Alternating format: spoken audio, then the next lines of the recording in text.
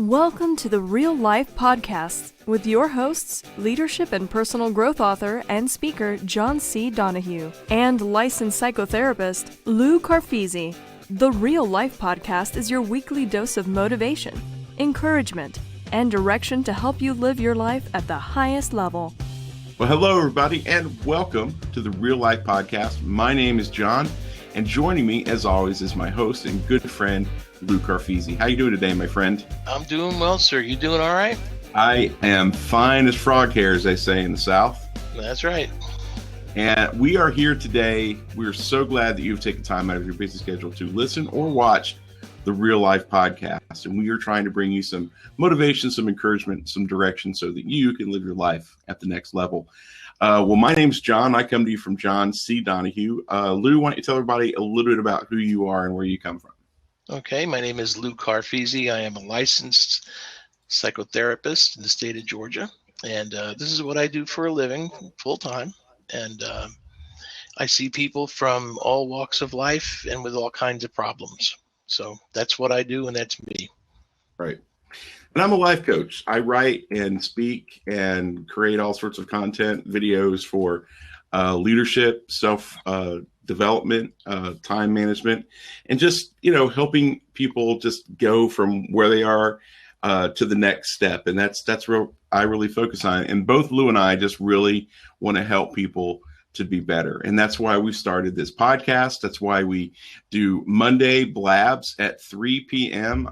Eastern Standard or Daylight Time on blab.im. We do a weekly blab where it's more interactive, so you can spend some time with a life coach and a licensed psychotherapist, and you can get some questions answered, and you can talk to us. And that's just a great thing that we do every week. So if you're not coming at 3 o'clock, you need to definitely. And Lou, how can people find Real Life Podcasts all over the internet?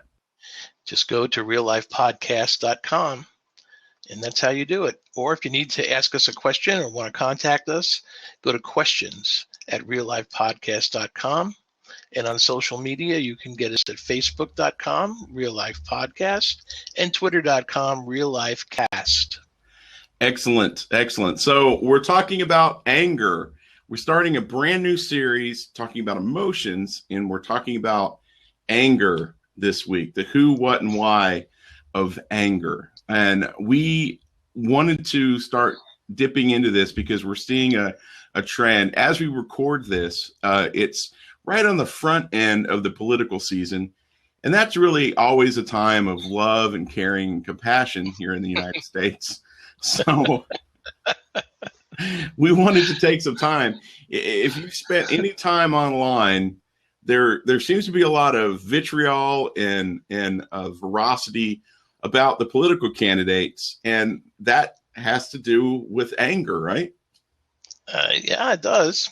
But it's close to everybody's heart in some way, shape, or form.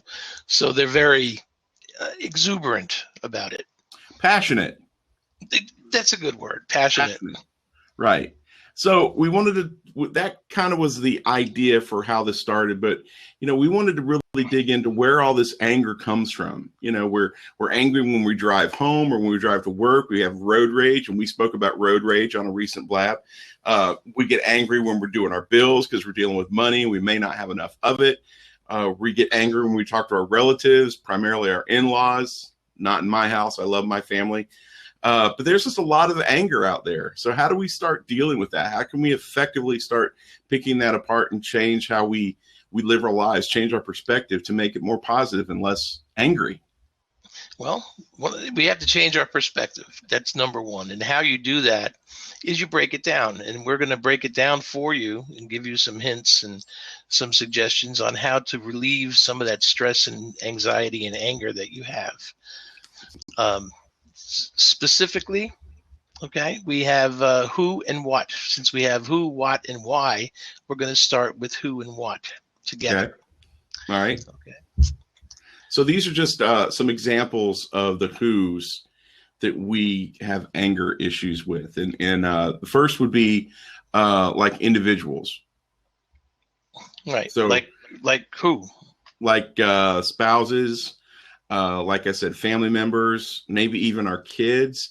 If our kids, make a mess right as we're heading out the door and we're already late for work and getting them to school, I could see getting very angry. Not that you mean to, but it just happens. So those are some examples. That's right. You get mad at your spouse. I just want to talk about that a little bit. We all get angry, and we're not talking about just a little ticked. We're talking about anger, real anger, where you get into fights and where you say things that you shouldn't and you hear things that you shouldn't hear. It's very dangerous to do that in your own home, especially with your spouse, with any family member, or not your children. That is not where you want to go with that. So when you're dealing with those moments, it's not always, I think what we're talking about is not just premeditated. I'm just going to go start a fight. It's just those moments where it just kind of flares up, right? Usually, yes. I don't think anybody sits there and says, I think I'm going to start a fight today. So, I don't know. I've known some people that have been pretty ornery. So that spouse, when dealing with family members, how is dealing with family members? Because it's not just spouse, and we'll talk about kids in a second, but we're also dealing with extended family members. So you've got your in-laws, you've got extended family like cousins and aunts and uncles, and that's a very unique situation, and that's not always easy because you're not always local.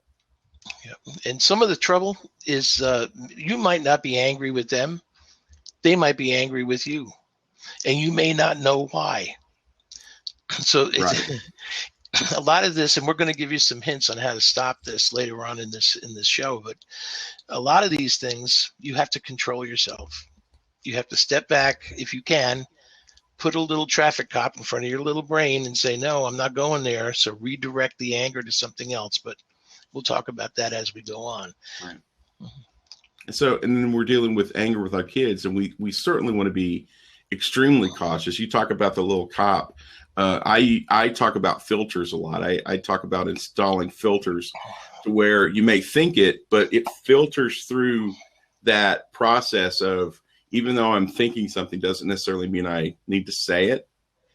So when you're dealing with your kids, you certainly need to filter and have several traffic cops, because, we've talked about before, when you're dealing with your kids, you could be instilling some behaviors and really causing some problems with your kids that they might not see until down the road. That's right. Children are usually the innocent victims of anger. And that's the sad part of this, because they take everything, since they're so egocentric. They take everything as theirs, or it's their fault. If they do something, somebody does something great and everybody's happy, they take that too, that it's about them.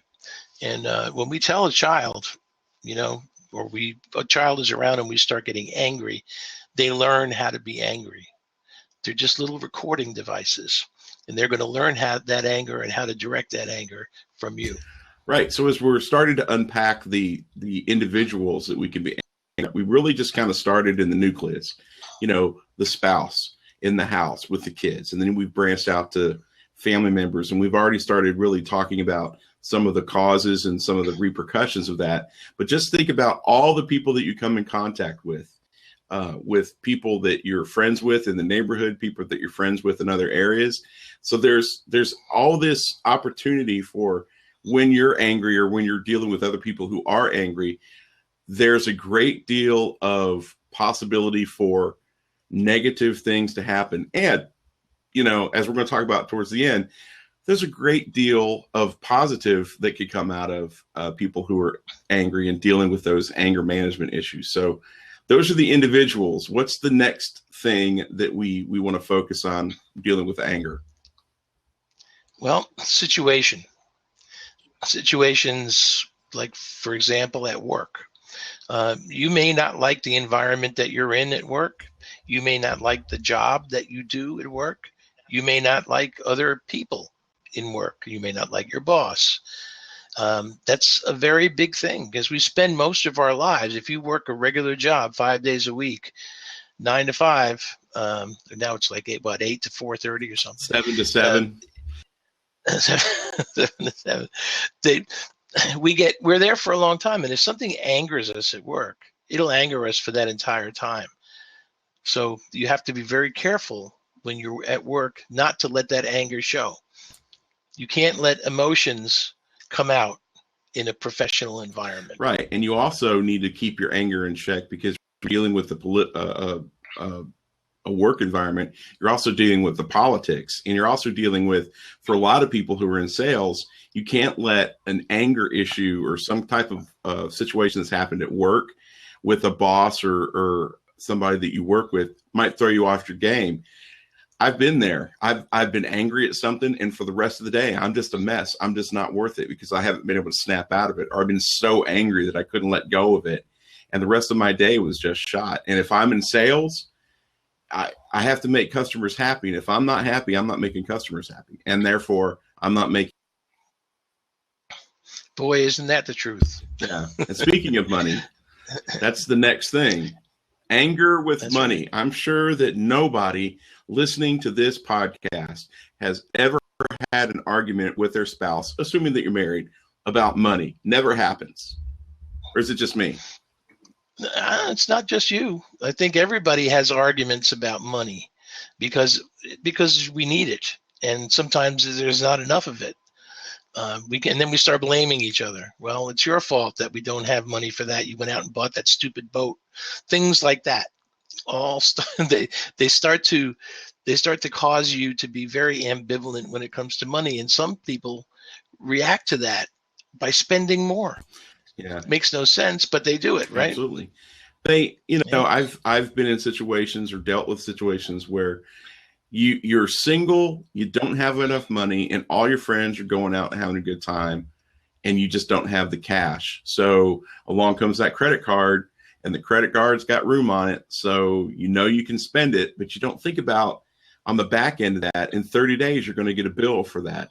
And if you don't already have enough money, you've got less money now because you owe more money. So it's a self-perpetuating problem to me. If you're dealing with money issues, get some help. Figure out how to take care of that, because anger related to money is some of the worst anger you can be in. For me, Well, it's an emotional reaction to a very non-emotional entity, which is numbers, really. And you have to look at it that Right. way. It's not a reflection on you as a person. It's not a reflection on your life. It's just, I don't have enough. So I have to do one of two things, or possibly both: cut spending or increase my income. Right. I think a lot of people could benefit from doing that combination of things. Right. And you mentioned emotion, and one of the things that we wanted to talk about when we're dealing with anger in situations is romantic. Explain how anger factors in with romance.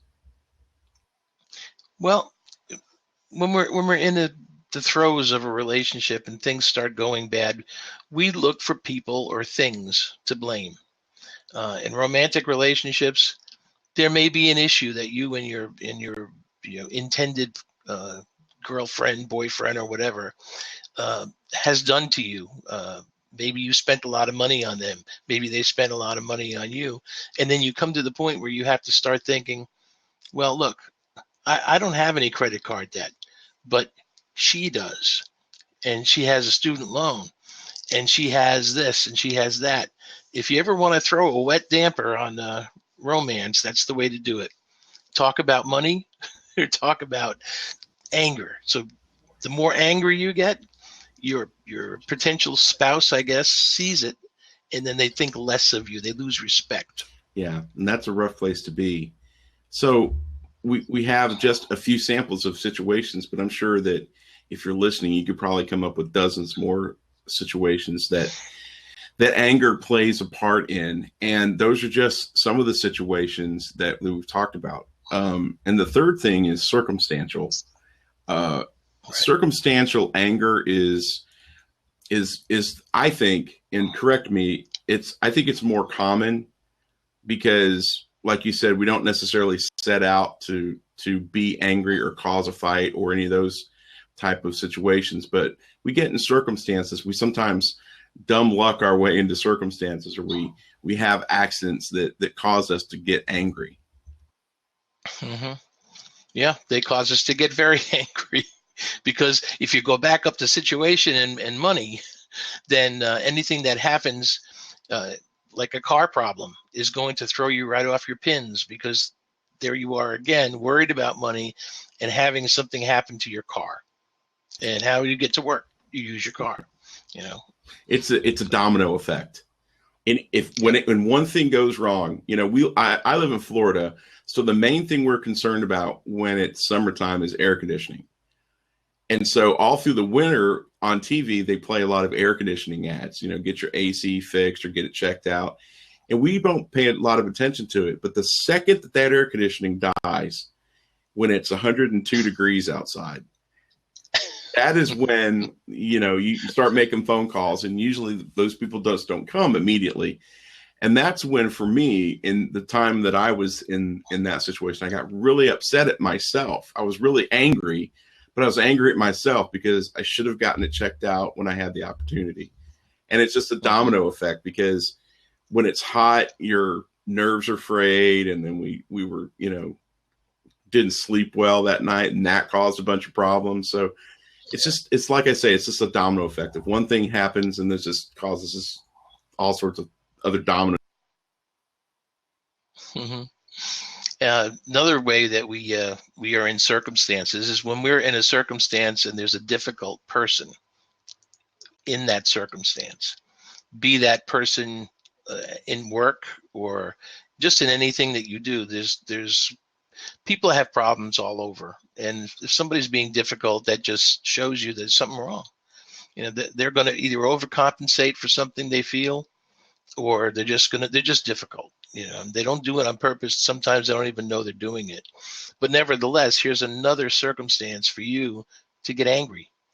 There's a lot of trapdoors in this. So you have to be very careful about what you think about what's going on. Right. And difficult people are just difficult. And you said something a couple weeks ago that was great. You have two options when you're dealing with people who are difficult, or people who are hurting, or people who just are a mess.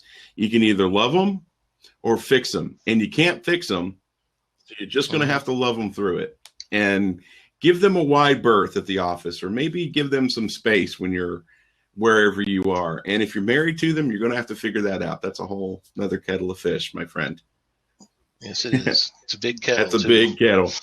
So other everyday circumstances. What about kids? Kids can cause problems. I mean, we already talked about us being angry towards the kids. What about kids causing a problem? Well, that's what kids do, because they're kids. They don't know better.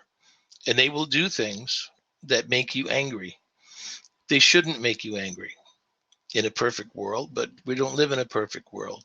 So kids will do what they do. They'll play, they'll break the rules, because they're not thinking of rules. They're thinking of fun. They're thinking of who knows what at a lot of times.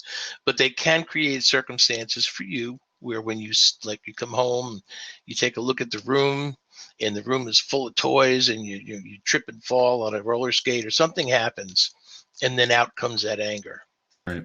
Okay, well, now we have other things, as if there weren't enough things that can make us angry. Here's seasonal. And what we mean by seasonal is some people there's a disorder. It's a seasonal affective disorder. It's something that people get very, very depressed and blue at certain seasons of the times of the year. The weather affects us.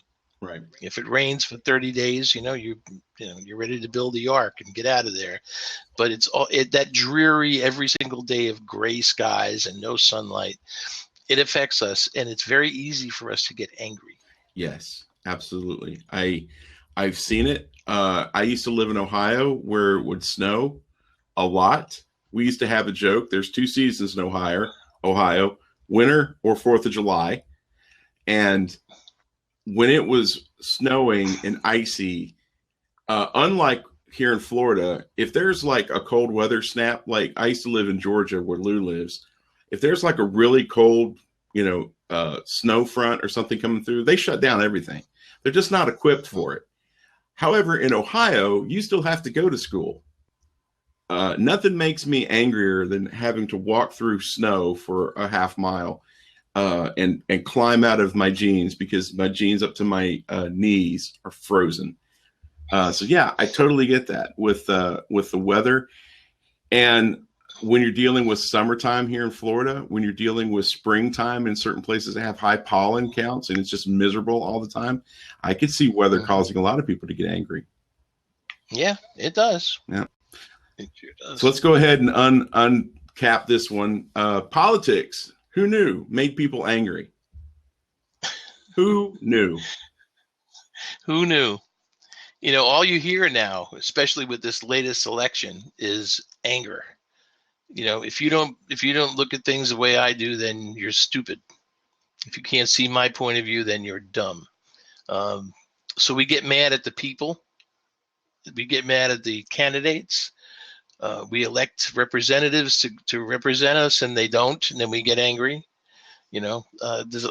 Especially this has been a very contentious year for politics, and it just really started. So we have a very rocky road ahead of us, but that is a huge source of anger. Right.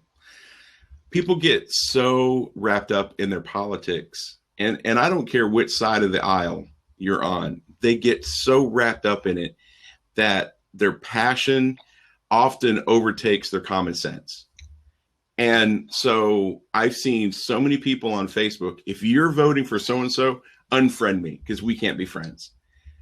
And I used to think that we were a pretty good nation for, understanding dissenting opinion. I don't agree with everything that Lou says. Everything that he says is not the same. I don't believe everything, but we get along really well because we're friends. And those things are not the big things. On the big things, we agree. But he could vote for somebody. I don't understand it, but I'm not going to not like him because he votes for somebody that I don't agree with. That doesn't even make sense. But we should be able to have an adult, mature conversation about dissenting opinion and not blow up in anger. And that's the thing that I'm so blown away by that. That is its own podcast right there. Yep. It is, and it probably will be. Yes. And next to politics, let's just go ahead and talk about it. Religion. Religion makes people angry. Mm-hmm. Yes, it does. Our religion is better than your religion. Yes, that is true. I don't know what religion we're talking about, but yes, I'm going to agree with you. Well, this is here you go. It is the way that we look at religion. Once we adopt a certain set of beliefs, then we can't understand why anyone else can disagree with us. It just doesn't fit. Right. Religion is a very tough subject. You don't want to discuss it, in an environment where everybody's drinking alcohol. I wouldn't discuss religion or politics because it does not usually end well for you. Yeah. The funniest thing, I listen to a couple different podcasts, and I've discovered that the guys who are on that podcast are actually atheists. And what I find so funny is they have adopted this opinion that anybody that believes in a religious system where there's a God or many gods is just an idiot. And so they do the exact same thing that they yell at people who believe do. They're just idiots. They're just stupid because they believe. And then I've seen people who believe look at people who are atheists and say the exact same thing. And it's just one of those controversial subjects.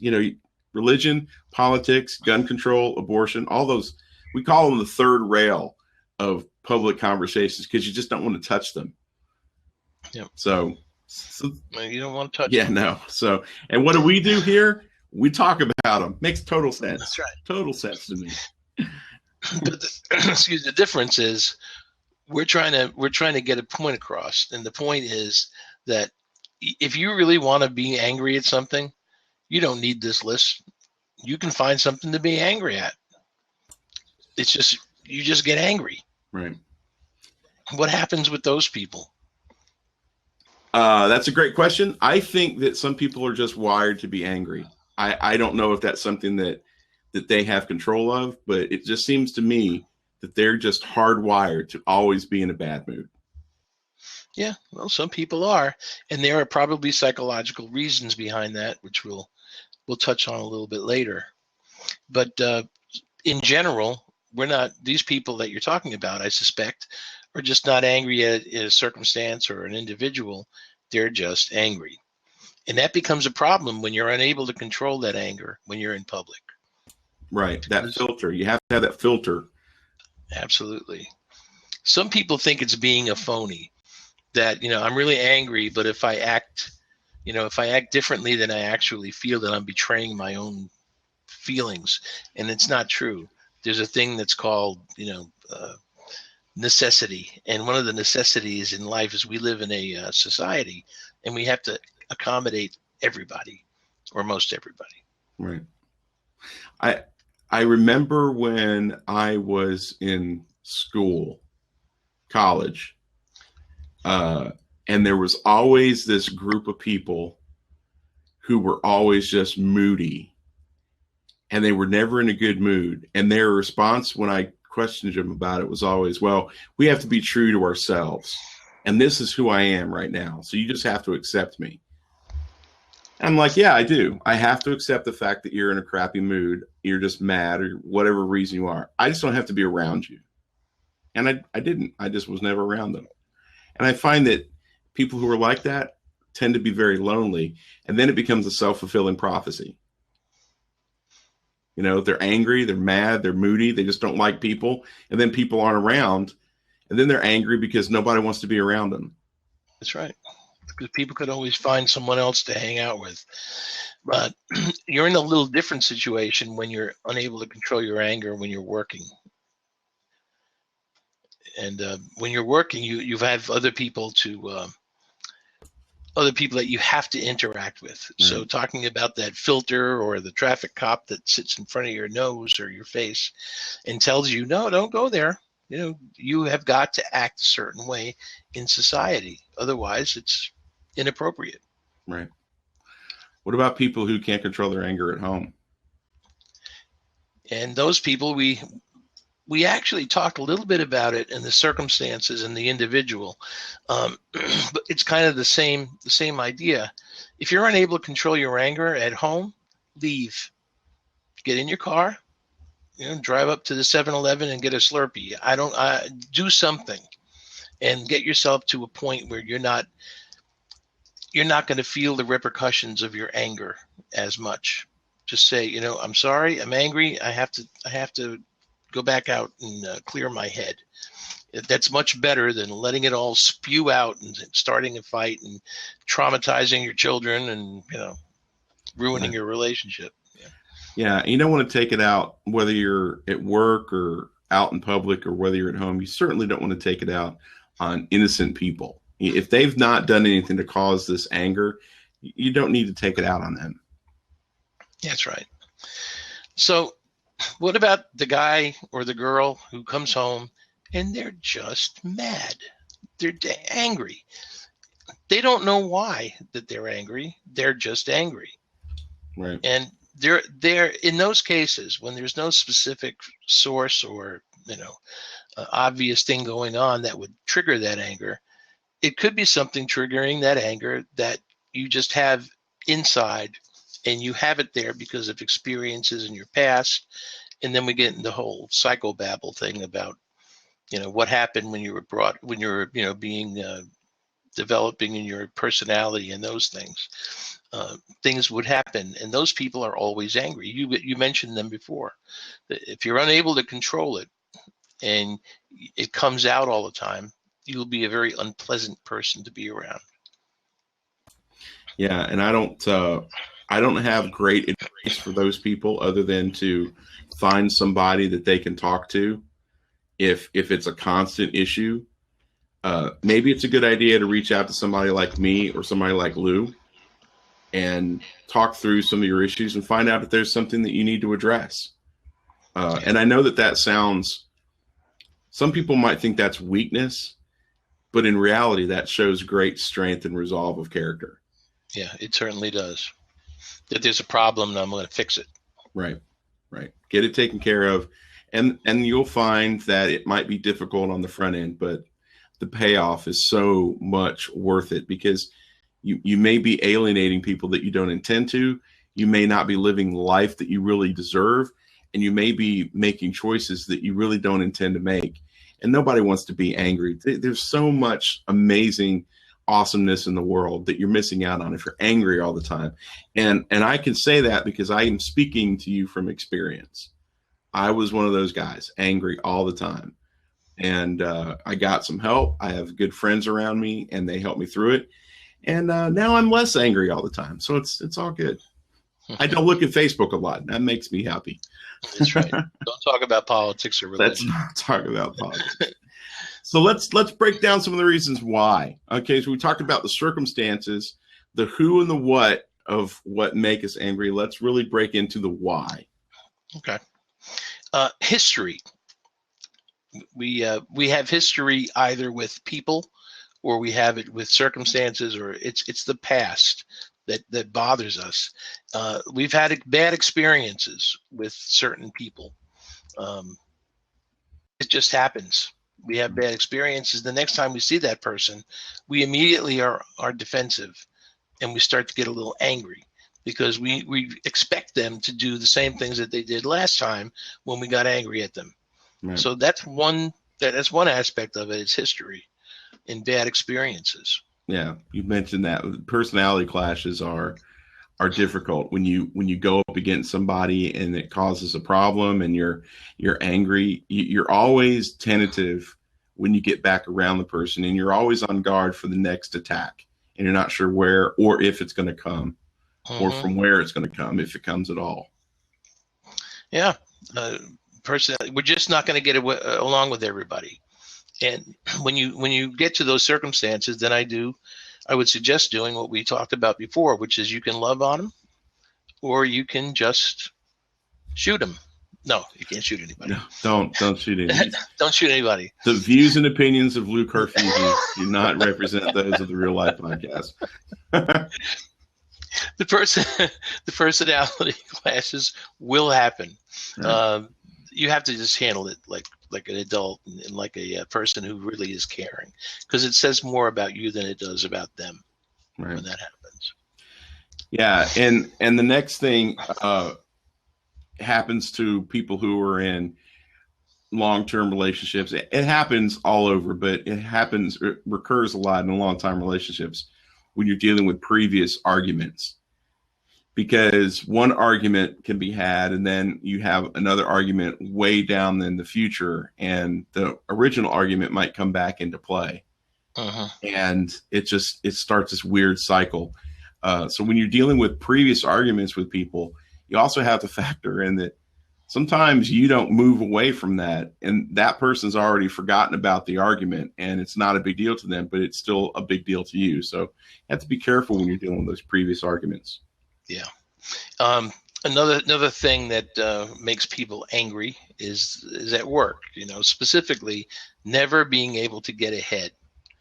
I used to work in a job, many moons ago, and every Sunday night I would get this pit this lousy feeling in my stomach, knowing that I had to get up the next day early and go into this environment that I was always angry in, and it was because of a lot of different factors. I was never able to get ahead in that job. It wasn't about performance. It was just about personalities and anger. Right. And so I can tell you that's a big factor. Yeah, for a lot of people, when you realize that you can't maneuver above your, pay grade or maneuver above your station in the company, that anger just boils. Because God forbid somebody that you work with gets a promotion that you thought that you deserved, or gets a big bonus or a pay raise that you knew that you deserved, or maybe you really do deserve it. I'm not saying that you don't, but I mean, those type of situations can just send people off the end, and the anger and the vitriol spewing out of some of those situations can be really damaging. permanently damaging for some people. Yeah. Mm-hmm. Yeah. All right. Well, the next area, John, is the psychologically based reasons why we are angry. These are not just circumstances. These are not just individuals, but they are from the environment that you were in when you were growing up, Right. your family. Right. We get we base our behavior as children when we're in development on our parents, and sometimes our parents don't do what they're supposed to do because they're human. We're not out to hatchet any parents, but we are here to explain the reasons why family experiences in the past can come up when you least expect it and get you angry. Yeah, because you never know. There's things that I've dealt with in my past that I didn't realize were a problem until it got pointed out by somebody like you. You never know. You never know what deep-seated anger may come from something that happened you don't even remember. And that's just one area. When you're talking about parents, gosh, when you're dealing with extended family, my cousins and I love my cousins dearly, but we didn't always get along. And I've watched different family members from other members of my extended family deal with those issues that they just don't speak. And it doesn't need to be that way, but it comes from experiences that happened in the past that people have not been able to get over that anger. Yep. That's the truth. Yeah. Then the next thing on the list is bad role models. You have to be very cautious about who you want to emulate in your life. You always have to factor in the fact that everybody is human and they're flawed and they make mistakes. Sometimes you deal with somebody that's just really a bad role model, and it causes permanent damage to your ability to deal with anger. Yes. If we don't have a good role model in our home, especially, well, either gender, we go out and we try to find a role model for that position. And normally we don't find the healthiest people when we do go looking for a role model. So, I mean, in a perfect world, we would have our parents be the role models, but that it's not always the way it happens. And not having that role model sort of leaves you out in the cold. It produces anger. Those people are usually the ones that are just angry. Right. And they don't know why. Because they never had a good role model growing up, and then the role models that they've discovered as they were developing, when they found out they were humans and flawed, that broke that perception of them being a great role model, and they're angry because they have no basis. Am I right? You're exactly right. They have no basis for who they are. We get our identity and our sense of self from our family, because we have no other reference when we're little kids. We just want to please our parents. And when we can't please them, or they do things that are not appropriate, anything can happen. Anger usually is one of the components that happens during that time. And then what happens if you start putting alcohol or drugs into this process? How do those things affect anger? Well, alcohol will, it'll numb certain aspects of your brain, and the thing that inhibits you from doing inappropriate things, and then you will do inappropriate things. Same thing goes for drugs.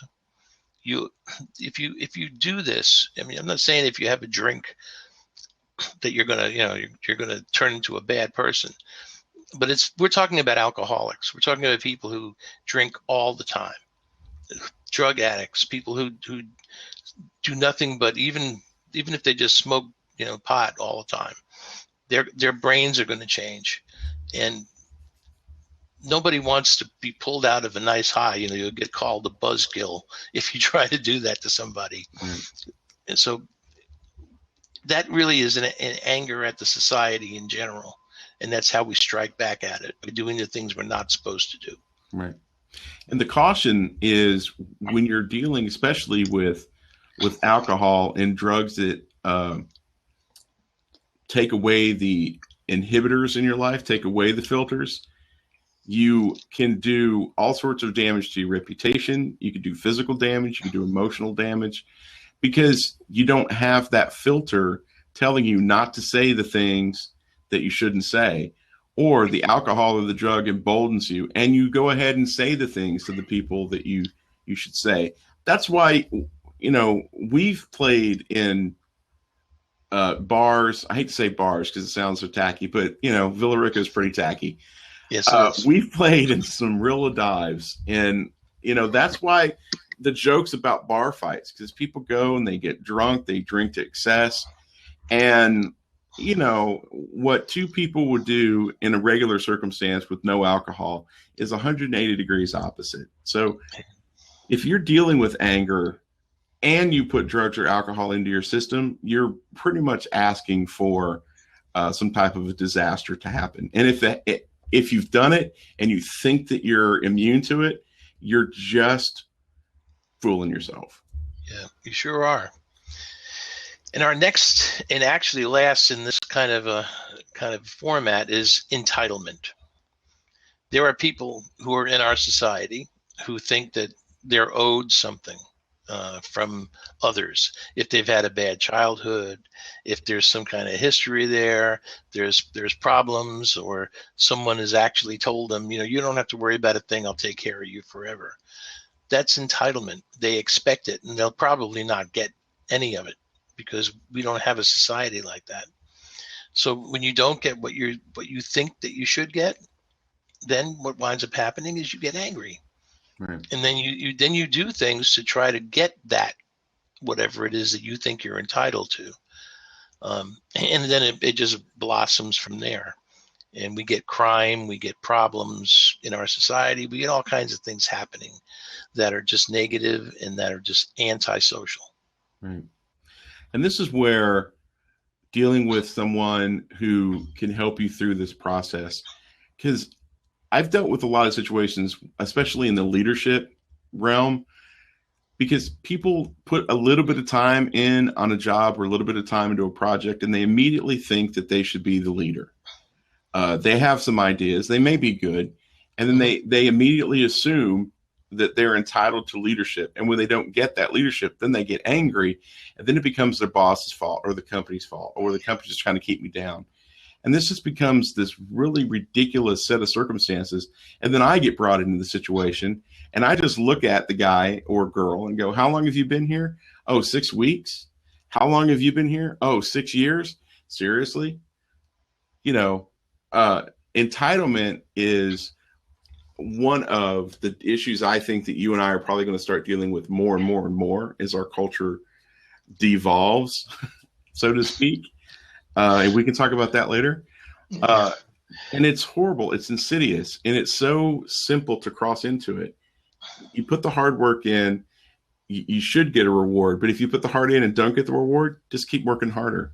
And that's not a popular opinion.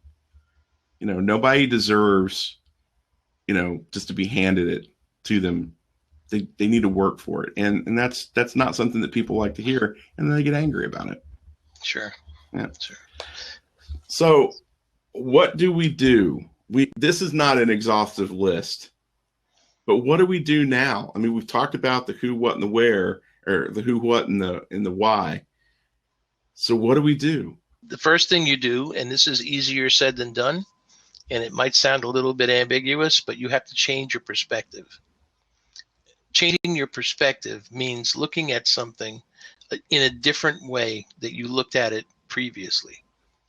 Your perspective of it, your view of whatever it is that you're dealing with. And sometimes you have to just use your willpower and control your behavior right as soon as you start feeling angry. Right.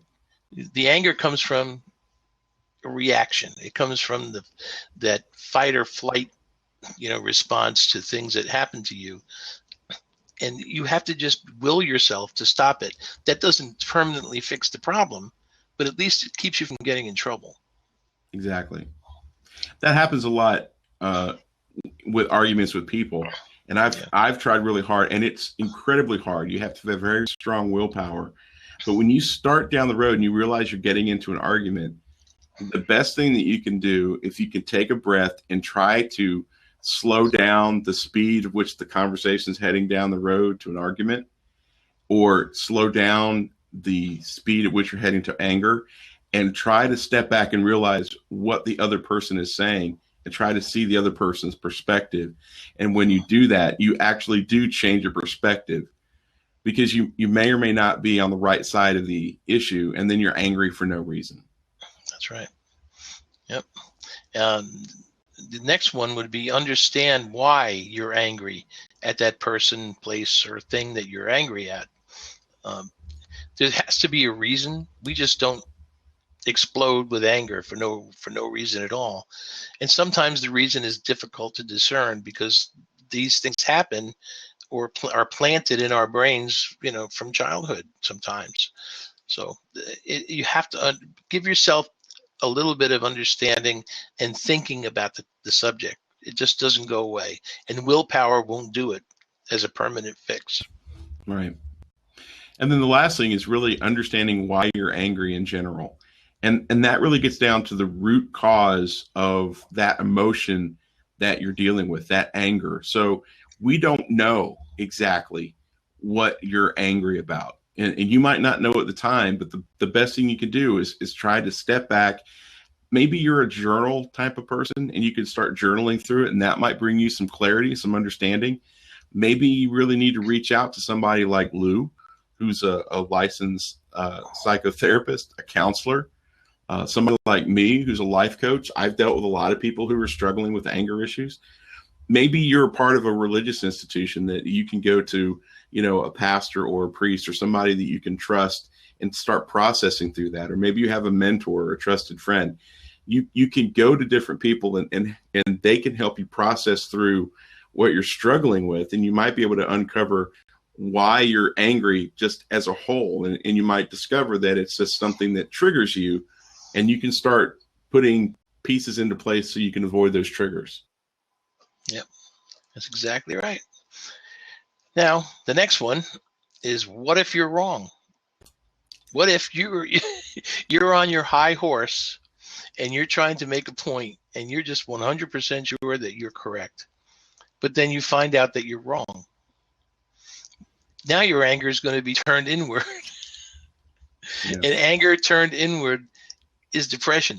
Right. So we don't want to do that. Right. But if you're wrong, the best way to handle it is to own up to it, say, okay, it's mine, I messed up, and apologize. Right.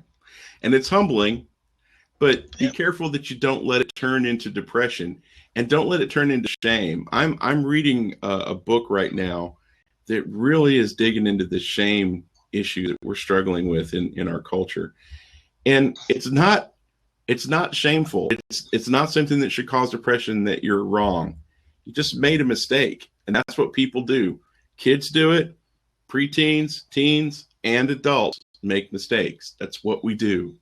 But that's how we learn. If I'm fighting as hard as I can about an issue, and then it gets brought to my attention that I'm incorrect, I need to just stop and apologize and then move on. I was just wrong. But next time, I'll probably think twice before I open my mouth. So in closing, let's look at the real source of our anger. And we have 3 things that are pretty general on our list, and how we can change it. The first thing is a stored frustration from an early experience at home. And this is where, Lou, you were talking about, the bad role models and maybe the poor parenting, and the situations that when you were growing up and developing that did not go well. So that might be a big source of your anger. How do you change? Well, first step in fixing anything is to be willing to admit what the problem is, and then looking at it and exposing it and realizing when you're angry, or the frustration that you've stored up inside you is what's making you angry. It's not necessarily what's happening.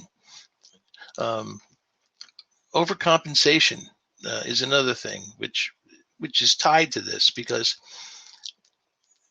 this usually causes us, these things that happen in our parenting cause us to have maladaptive memories, and things happen to us that we store. And one of the ways that we respond to that is by overcompensation. For maybe a distorted view of a shortcoming you think that you have, if you have some low self-esteem, if there's something, you feel didn't go right in your childhood, then you overcompensate for it. And by overcompensating, you have the propensity to be angry if somebody doesn't think that you're as good as you're overcompensating for. So it's a fight. But again, the answer is the same, John. We have to make sure that we recognize it, and then we hold it and stop it. Right. So when you talk about overcompensating, when people are like perfectionists and they spend a lot of time making sure that everything they do is as perfect as they can get it, does that explain why they get so angry at other people when they don't live up to their standards and their expectations? Yes. We wouldn't get so angry at people when they said negative things to us if we didn't feel at least this much that there's some truth in it. So you overcompensate for that. You say, no, I'm really good. I'm so good, and then you look like a jerk. But right. So anger has many potential sources and some unacceptable consequences. And your specific anger problem is very unique. And it's unique to you because we're all different, we're all unique, and we're all special in our own unique way. And so that also means our ability to handle things is different, like stress and frustration and negativity. Yeah. The source of your anger is not necessarily clear in your mind when you're angry. So you remember to prepare yourself for any situation when confronting anger, and remember that it probably comes from some unrecognized or unreconciled issue from the past. If that's the case, seek out professional help so that you can put a stop to the serious situation and move on to a peaceful and clear mind. And also remember that it's not the person or the circumstance or the situation that's making you angry. It's what you're telling yourself about the person, the situation, or the circumstance that's really affecting you. Well, it's a philosophy. It was put in there. I forgot the guy's name, but it said something like, men are not bothered by the things that happen to them. They're bothered by what they tell themselves about the things that happen to them. Yeah, you've said that on a few occasions. Yeah. And I agree with you. And I think that we spend a lot of time focusing on issues and thinking it and rethinking it and overthinking it and thinking about it all the time. And if we didn't do that as much, I think that if we stopped thinking so much inside and we started thinking about other people and how to help other people and make other people's lives better, I think that we would be much happier. And I think that we would be less angry. We'd be less quick to get angry. That's just me. That's just me. I agree with you. Mm-hmm. So if you've got a question, if you've got a comment, if you've got something that you're struggling with and you need to reach out to Lou or myself, or you just need some help with an issue, or if you're dealing with an anger issue specifically, you can always find us over on questions@reallifepodcast.com. And just make sure that you let us know if you want to talk to Lou, if you want to talk to me specifically. But we both check that email and we can both get you the help that you need. Where can people find us online? Okay. Social media. You can find us on Facebook at facebook.com/reallifepodcast or twitter.com/reallifecast. Right. And we want to encourage you to come over to reallifepodcast.com and sign up for our newsletter. And that goes out every Sunday morning, bright and early, so you could read that when you just wake up and enjoy your morning cup of coffee, if that's what you do. It's filled with a lot of great information, articles that we don't necessarily put here on the podcast or in the website. And we would love for you to sign up for that. And that's just another way that we can give you some great content to help you in your week. So we want to make sure everybody does that. Lou, thank you so much for your awesomeness and being a part of this. No, I appreciate that. And thank you, because we're both doing this for the same purpose, right, which is to help people. Right. All right. And the last thing we want to do is to thank you for listening. And we want to remind you, real help, real hope, real life at the Real Life Podcast. And we want to encourage you guys to have a great week. Thank you for listening to the Real Life Podcast. Find out more information and sign up for the Real Life Podcast newsletter at reallifepodcast.com. You can also learn more about our hosts, Lou Carfisi at lifecarecounseling.net and John Donahue at johncdonahue.com. And remember, live your life to the fullest. And as always, we want to encourage you to choose to be awesome, because when you choose to be awesome, you will be. Have a great week, everyone.